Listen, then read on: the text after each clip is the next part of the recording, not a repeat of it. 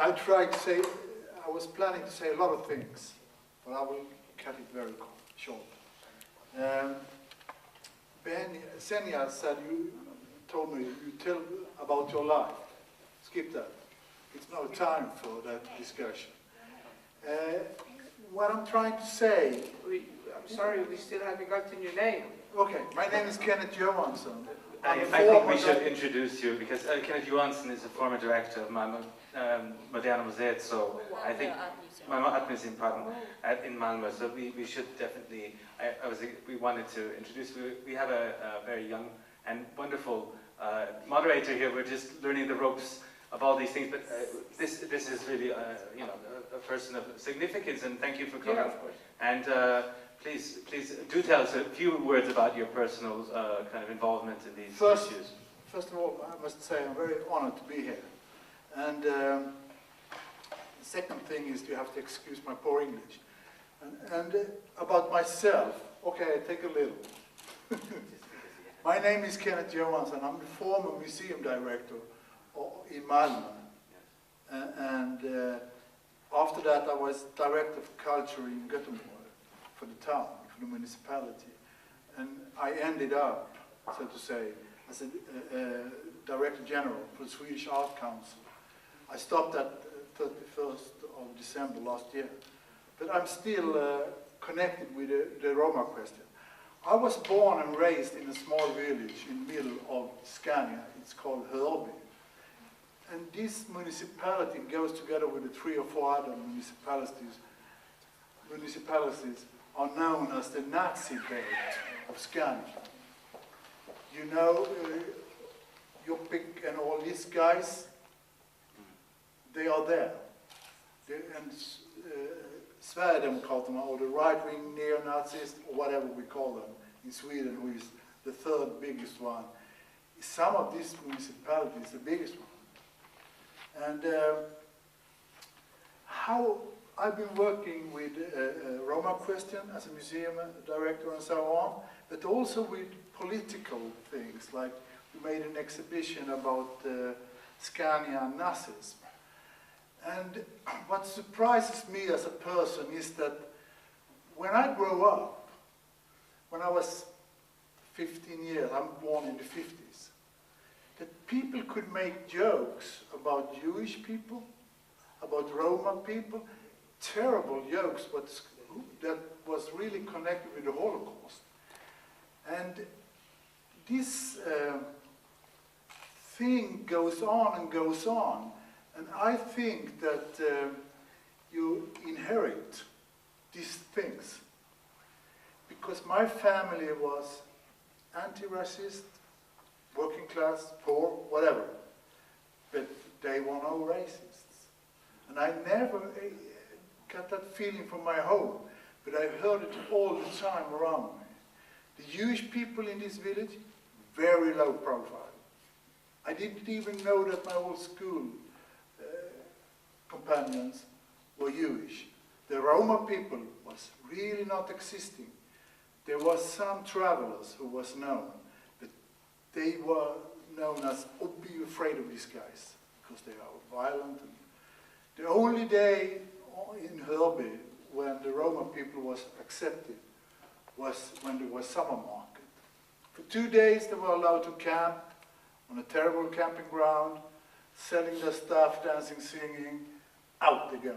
And no, they were told as lazy, parasitic, thieves. As a child, you think, how come these guys will be like this, and we'll play with them in the park and so on? Because, you know, children are smarter than we grown ups. It's really like that. And another thing that is connected to me as a person is that I never met my grandfather. And when he died, I was around 50 years old. And some of my aunts and uncles I hadn't met either. And at the funeral, my mother invited all her sisters and brothers. There was a lot of them. And I was sitting beside my aunt and saying, who was my really? Well, you know, we're a little bit ashamed about it, and there could be some kind of problem, but he was what we call a tinker, or a tattare på svenska, or traveler. And I said, oh, what interesting. I'm just making an exhibition about the Roma people in Malmö together with the Romans. And my sister, my brother, and some of these aunts and uncles went to see the travelers meeting and so on. But that's my private story, so to say. But there's a bigger story in that. My wife comes from Kaasuando. It's very far north. It's a north village in this country. And she, when she was not in my age, because she's much younger, but when she was grown up, really, she understood that she had Sami and Meänkieli, two other minorities inside herself, one way or another. And no one told her either. And that's the way you deal with history. You keep it low profile. You keep a mask on, you only take it off when you're safe. And I can do that, because, don't take me wrong, I don't consider myself a Roma. I can't the word Romanes. Baktala is the word. But to take off and put on masks, it's a very complicated thing, and we all do that, all the time. But I can understand my mother and so on, that they were hiding the identity. Because if you can't do that, it's only human that you do it. But if you can't, and there's the trouble, then you're in deep trouble, so to say. And I know the time is very short, so I will jump from this thing to... I was, as a museum director, we went to this exhibition, made it together with the Roma people, and the political people in Malmö told me like this, oh, it will be a problem, they will steal the museum from you, and you know, you wake up in the morning and nothing in your pockets, and all that rubbish. And even my own staff said, this will be a problem. And the political system, it really works like this. If you just do it, they will get problem. If you don't listen to them, what they say, just go ahead and do it. It will freak out somewhere in their system. So they can't stop you. And my staff at the museum, the personnel there, I invited Monica Calderas, who is an elder Romney in Malmö. And she spoke with the staff at 1.5, 2 hours. Were you there? No. No, not at the time. And you see, there was totally quiet in the room. Nothing's... It was like everybody listening. And after that, many people amongst museum staff came to me and said, okay, now we're getting what you're trying to do. Because my idea was, if you take the worst of the worst, the most stigmatized group in the country, point them out and say, this is the Swedish guys we are living together with, and women. And by taking the most stigmatized group, you could show something. But when I saw the situation for the Roma people, I didn't understand, I didn't believe my own eyes. It's so bloody terrible, excuse me for swearing, but it's so terrible, not only in Sweden, of course, but especially for me, to understand the repression the Roma people is open for every day. It's not acceptable.